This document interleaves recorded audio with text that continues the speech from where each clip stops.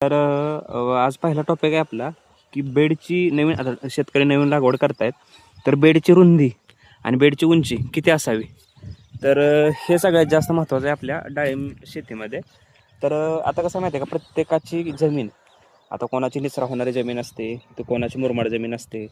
तर असे काळी जमीन, पांढरतोंडी जमीन, ते अशी जमिनीचे काय काय वेगवेगळे प्रकार आहेत.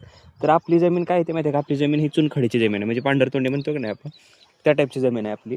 तर या जमिनीत कसं माहिती आहे का की मला बेड हे उंचच पाहिजेत. तर आत्ता माझ्या बेडची जी रुंदी आहे, तर ती साधारण 3 ते 3.5 फूट ठेवलेली आहे मी. ठीक आहे, ती 3 ते 3.5 फूट ठेवलेले आहे.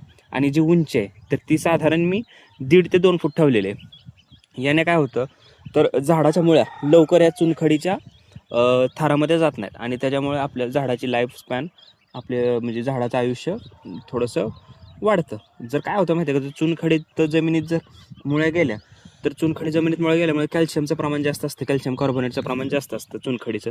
त्याच्यामुळे काय होतं म्हणजे मुळ्यांना श्वास घ्यायला त्रास होतो. मुळ्यांचा अपटेक करण्याची, म्हणजे ज्या इतर अन्नद्रव्य आहेत का, अपटेक करण्याची जी क्षमता आहे ती कमी होते. त्याच्यामुळे झाडे पिवळी पडणे, झाडाची वाढ खुंटणे, असे काही प्रॉब्लेम्स येतात.